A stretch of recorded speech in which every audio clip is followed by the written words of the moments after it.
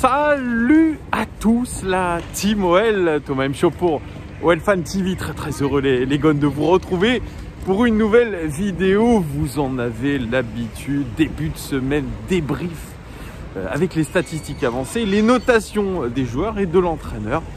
Alors déjà un très grand merci à vous de nous avoir suivis aussi nombreux hier sur OL Live TV avec toute la team. Ça nous fait extrêmement plaisir, ça nous fait extrêmement plaisir que vous nous suiviez et d'échanger aussi avec vous. Franchement, un très grand merci. Les rediffusions plus toutes les personnes qui ont été hier sur ce live, vous êtes pratiquement 10 000 à avoir vu nos trois différentes vidéos, nos trois différents lives. Donc merci beaucoup à vous et comme je vous avais dit, un grand concours de Noël sera lancé d'ici le week-end prochain, le match contre le Paris Saint-Germain. Je vous ai montré un petit peu le florilège de cadeaux que je vous ai prévu. Maillot, mug, qu'est-ce qu'il y a encore? Livre des 70 ans de l'Olympique Lyonnais, du progrès, etc., etc. On va vous gâter, c'est la moindre des choses, les gars. J'espère que tout le monde va bien. Il fait plutôt frais à Lyon. Il s'annonce un petit peu de pluie. J'espère que vous avez bien débuté la semaine. En tout cas, en tant que supporter, on ne peut qu'être heureux en ce moment.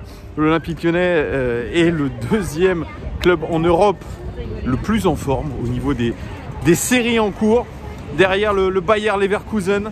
Donc c'est plutôt une très bonne chose. Notre Olympique Lyonnais a bien redressé la barre depuis ce fameux match à Strasbourg qui était quasiment au lendemain de la clôture du mercato. Rudy Garcia est en train de réussir son pari de redresser le club, de lui donner un semblant d'identité de jeu parce que franchement, nos gones jouent de mieux en mieux. Il y a une détermination, il y a un état d'esprit. Le management des hommes est bon. Et franchement, par séquence quand même, on se régale. On se régale. Franchement, on n'aurait pas pu dire ça il y a quelques semaines. Mais là, c'est le cas, il faut le dire quand c'est bien. Notre Olympique Lyonnais, par séquence, nous régale. On a un petit peu en tête ces beaux matchs qu'on a eu quand même sous Bruno Genesio, même si c'était cruellement inconstant, surtout avec l'effectif qu'il avait. Mais là, franchement, on se régale par moment, même si, je l'ai dit un petit peu hier, les 20 dernières minutes n'ont pas été bonnes. Et peut-être le point noir aussi de ce match-là, c'est le but encaissé. On n'a pas réussi à faire cette clean sheet. Je l'avais plutôt anticipé et j'avais anticipé cette victoire de l'Olympique Lyonnais. Donc franchement, voilà, en tant que supporter, on ne peut être que content. Qu'est-ce que ça fait plaisir de ne pas faire la gueule un lendemain de match de l'Olympique Lyonnais. En tout cas là, pour l'instant, les semaines se suivent et se ressemblent pour le club. Et tant mieux parce qu'il fallait absolument gagner avant le match de Champions League face au Paris Saint-Germain que nous aurons dimanche prochain à 21 h au Groupama Stadium. Forcément, il y aura de la motivation, de la détermination. Et comme l'a dit Rudy Garcia, nous n'irons pas en victime contre le Paris Saint-Germain. On jouera notre carte à fond. On aura le temps de reparler, bien sûr, de la probable composition d'équipe contre le PSG. Quel système de jeu va être privilégié par notre coach, on verra bien. Mais en tout cas, on va reparler de ce match contre Metz qui était intéressant. On a vu des très belles actions, des actions construites surtout. Ça, c'est plutôt ce qui est intéressant, c'est des actions dans le jeu, des buts dans le jeu. Et ça fait extrêmement plaisir. Et on a des joueurs qui sont en très grande forme, notamment Karl Toko Ekambi qui est en train de crever l'écran, crever l'affiche. C'est comme ça qu'on dit, plutôt crever l'écran. Voilà, moi je l'avais dit de toute façon sur le podcast spécial OL sur RMC que Karl Toko Ekambi était en train de retourner l'opinion des supporters sur lui. On m'avait rigolé à la gueule, bien sûr, le FC Twitter. Mais franchement, vous voyez, c'est un formidable retournement de situation pour ce joueur qui en est à 7 buts en championnat quand même, c'est pas rien. Donc voilà, un bon match. Donc au niveau des stats, les gones, 12 tirs côté messin, quand même, 12 tirs. Ça aussi, c'est un petit peu un point noir. Je crois qu'on concède quand même beaucoup de tirs. Notre gardien Anto Lopez est mis souvent à contribution. C'est peut-être ce qui est un petit peu le plus inquiétant, je dirais, avant le match contre le PSG. Quand on connaît la force de frappe du PSG, notamment en contre-attaque, et avec les flèches qu'il y a devant.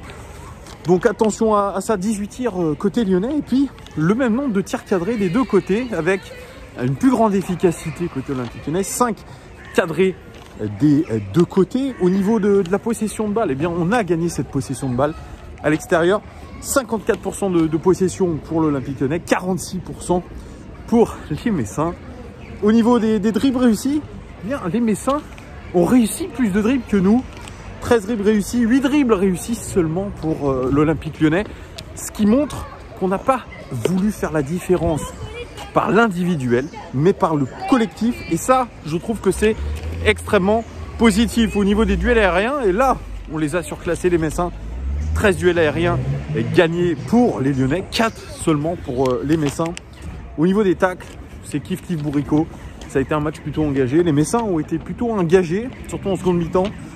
14 tacles côté lyonnais, côté Messin réussi, et 12 tacles côté lyonnais. En termes d'expected goals, bien écoutez, c'est kiff bourricot. 1,24 pour les Messins et 1,81 pour les Lyonnais qui ont surperformé légèrement, et les Messins ont été plutôt à leur niveau en termes d'occasion. Ils ont marqué d'ailleurs sur quasiment, non on va pas dire quasiment leur seule occasion, en tout cas ils ont été réalistes par rapport à la qualité de leurs occasions. Nous on était en 4-3-3, système inchangé.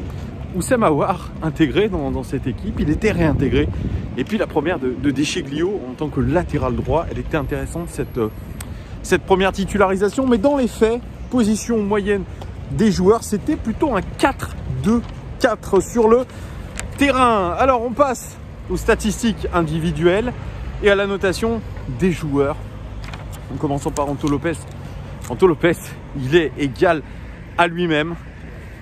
Il fait des prestations qui sont très bonnes. Il a été mis à contribution, il est resté sérieux et pourtant à un moment donné, il prend un sacré tampon, je crois, de Leia Iseka, le frère de Michy Batshuayi. Franchement, il prend un sacré tampon dans les reins. Il se relève et je pense qu'il joue la fin du match en serrant des dents. Et il fait un gros match parce qu'il sort des arrêts quand même assez énormes, notamment face à Maïga, face à Nguet. Notamment, il ne peut rien sur le but. Et puis surtout, pour une fois, ça va faire plaisir à Anto Alvarez, il a réussi à plonger du bon côté sur le penalty de Farid Boulaya. Farid Boulaya, pardon, excusez-moi. Franchement, ça c'est quelque chose à noter, c'est qu'il a réussi à arrêter un penalty, et ça, rien que ça, il monte encore en gamme. Donc un Anto Lopez, encore une fois, décisif, qui ne peut malheureusement pas éviter ce but pris. Pas de deuxième clean sheet de suite, c'est un petit peu dommage. Mais en tout cas, il fait encore une belle prestation. C'est un véritable leader. C'est notre joueur référent. C'est l'un de nos meilleurs joueurs de toute façon. Anto Lopez, je le note 8 sur 10. C'est absolument mérité. Denayer lui aussi fait un bon match. On n'en parle pas assez, mais c'est un taulier derrière, toujours très présent, toujours très sérieux. Il fait la doublette avec Marcelo d'une fort belle manière. 2 interceptions pour lui, 3 dégagements. C'est un très bon match. Pour lui, je le note. Allez, soyons chauvins, à 7 sur 10. Marcelo, lui, c'est encore un cran au-dessus. Marcelo, il est absolument rayonnant dans ce qu'il fait. C'est un très, très grand défenseur. Je l'ai toujours soutenu, Marcelo. Franchement, je l'ai soutenu et je continuerai à le soutenir parce qu'il le mérite. 3 interceptions, record côté lyonnais dans ce match. 6 dégagements, record côté lyonnais dans ce match.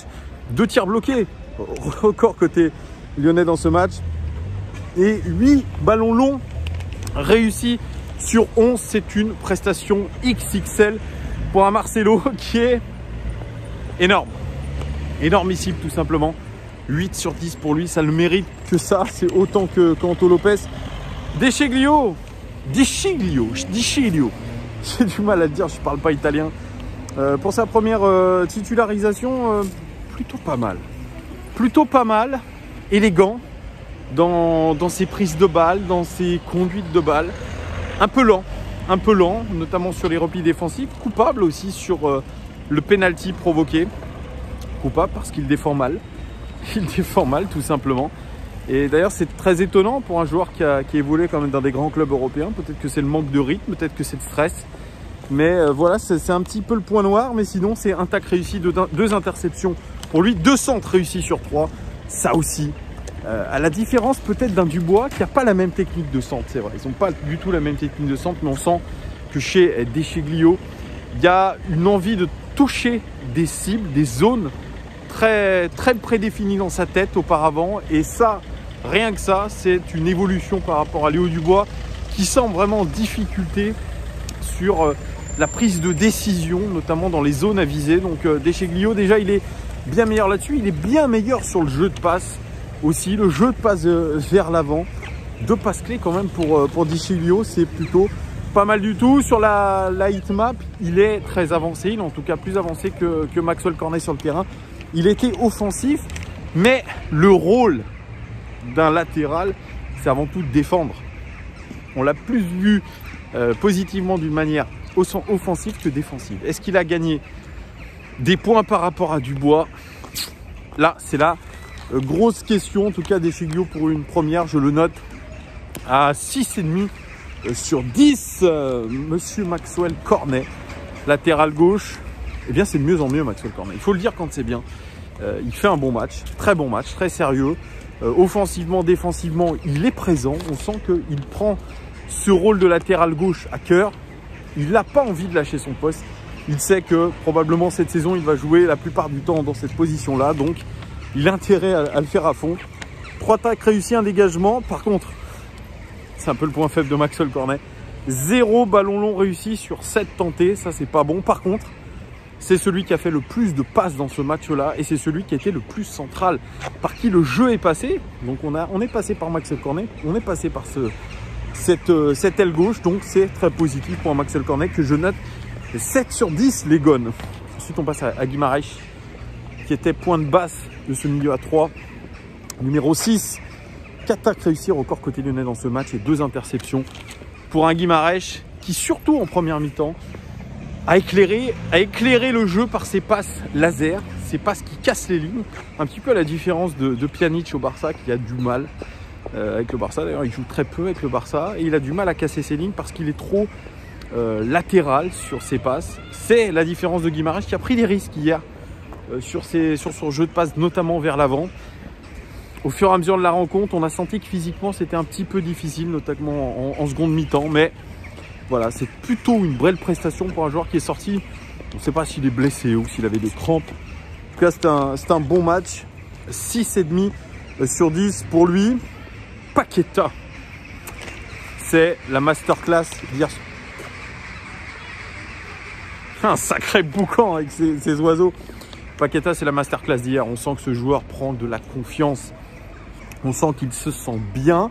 D'ailleurs, il a dit dans l'interview d'après-match que tous ses coéquipiers l'avaient mis dans les bonnes conditions pour pouvoir s'intégrer, pour pouvoir jouer. Et franchement, il est très bon dans son registre. 3 tacles réussis, 3 interceptions. Record côté lyonnais dans ce match. Un dégagement, 4 passes clés. C'est absolument énorme. Dont une passe décisive pour Karl Toko et Cambi. Un dribble réussi. Et c'est celui qui a créé le plus d'occasions dans le jeu. Et c'est celui qui a fait le plus de passes dans les zones dangereuses. Donc c'est un match absolument plein. Autant défensivement que offensivement. Il a été équilibré dans ce qu'il a fait. Il joue simple. Il est élégant, balle au pied. C'est une belle surprise, Paqueta. Il ne faut pas se mentir. On avait des interrogations. J'avais des interrogations concernant ce joueur. Et ces interrogations, il les a levées. Il est en train de les lever. En tout cas, il devient indiscutable dans ce milieu de terrain lyonnais. Et ça fait extrêmement plaisir. C'est une prestation à 8 sur 10 aussi pour Paqueta. Oussem Aouar qui revenait dans le 11 de départ à gauche. Dans ce milieu de terrain, une interception. 3 passes clés quand même pour lui. 2 dribbles réussis. C'est mieux. C'est mieux que par le passé. C'est pas encore extraordinaire, mais c'est mieux. Il sait créer des occasions. Il en a créé. Parce que je vous rappelle qu'une passe clé, c'est une passe avant un tir. On ne retrouve pas encore le Oussem Aouar Gala, mais ça va revenir petit à petit. La confiance va revenir si tant est que le coach lui maintient cette confiance. En tout cas, ce n'est pas un mauvais match de sa part. C'est un match moyen plus, mais en tout cas rassurant. Oussem Aouar que je note à 6 sur 10. Autre masterclass, je pense que c'est l'homme du match côté lyonnais, c'est Karl Toko Ekambi. Le Camerounais, un tacle réussi, 3 fautes. Bon, il a fait des fautes. Donc c'est le record côté lyonnais dans ce match. Une passe clé pour lui, c'est cette passe décisive. Pour Memphis Depay, 2 dribbles réussis sur 2. 2 buts pour Karl Toko Ekambi. Une barre transversale. La barre continue de trembler, je crois, à Metz. Pour le gardien messin, Oukidja.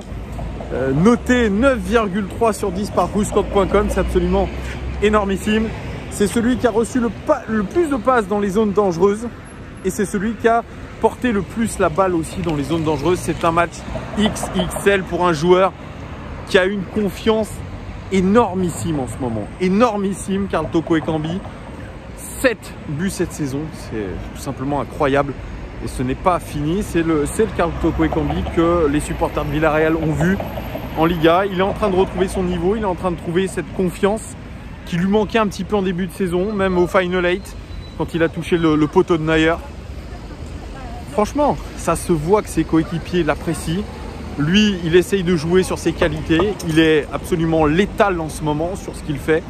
Le but qu'il met sur cette magnifique action, d'ailleurs, j'en ai pas parlé avec Oussem Aouar, qui est dans la zone 14, cette zone où quand vous jouez verticalement, vous avez 6 fois plus de chances, je crois, de marquer.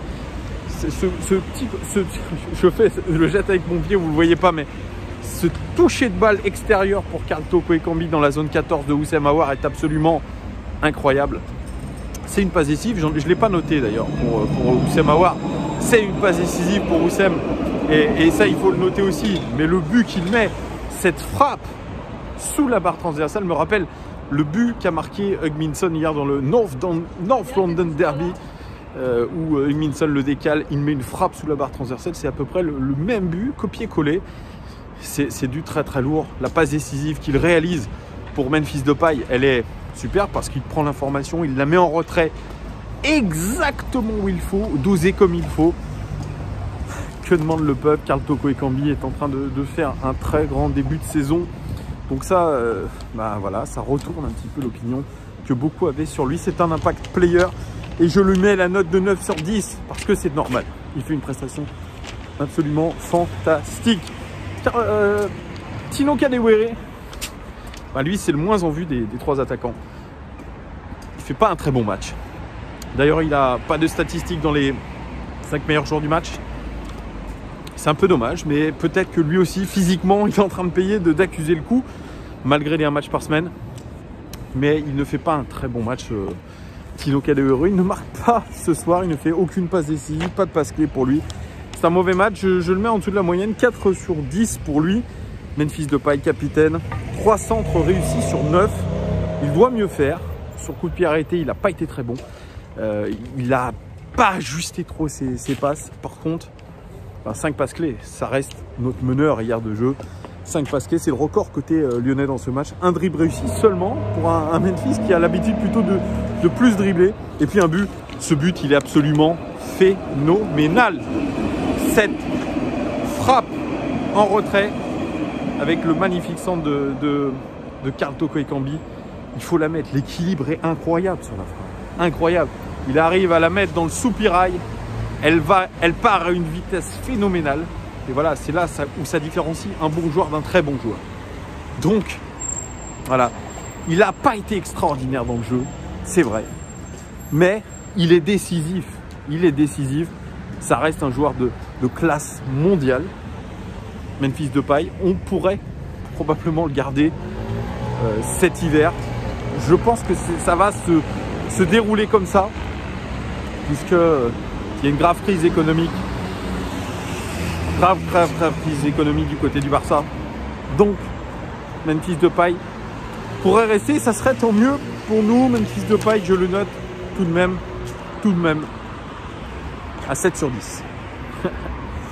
Pour les remplaçants, on l'a dit hier dans Wildlife TV, on n'a pas été impressionné par les remplaçants, ils n'ont pas fait la différence. Dembélé, malheureusement, a fait une rentrée qui est catastrophique, notamment au niveau de la technique. C'est un peu dommage. Cacré, un dribble réussi pour Cacré, mais il ne fait pas une grosse rentrée, il ne fait pas la différence non plus. Pourtant, tous avaient franchement un temps de jeu conséquent quand même en rentrée, c'était pas 5 minutes. Joe Mandé qui rentre en numéro 6. Bon, on l'a pas vu, il a pas, bon, c'est pas beaucoup exprimé. Ryan Cherki, la rentrée est plus que moyenne. Carton rouge pour lui. Sévère.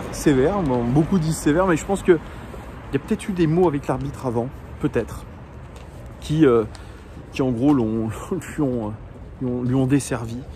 Les cartons rouges, malheureusement pour lui, déjà qu'il cherche du temps de jeu. Il est à la recherche de ce temps de jeu, d'un temps de jeu conséquent. Malheureusement, il risque de prendre 1 ou 2 matchs. Donc pas de match contre le Paris Saint-Germain déjà. Voilà, c'est sévère, mais c'est comme ça. Et puis le haut du bois, bon, que j'ai vu quand même pas mal cavaler. Une interception, une passe clé quand même pour lui. Voilà, donc on n'a pas eu des remplaçants extrêmement intéressants. On a souffert en tout cas dans ces 20 dernières minutes. Ça coïncidait pas mal avec la rentrée de nos remplaçants. Mais il fallait gérer le temps de jeu de tout le monde. Gérer peut-être aussi le risque de carton. Bref, en tout cas, l'Olympique Lyonnais continue sur sa lancée. Et c'est pas pour nous déplaire, ce n'est pas pour me déplaire. Donc j'espère que ça va nous permettre d'enchaîner contre le Paris Saint-Germain. De montrer qu'on peut aller les titiller cette saison. On peut aller chercher le titre de champion de France. Allez, on se permet de rêver quand même les gones. Dites-moi en commentaire si vous êtes d'accord avec ma notation. Alors Rudy Garcia, je le note.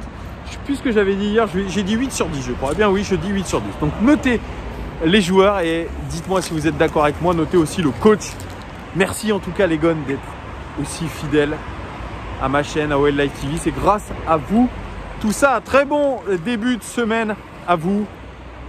Voilà, ça c'est Lyon. C'est la préfecture qui est éclairée bleu, blanc, rouge. C'est très joli d'ailleurs.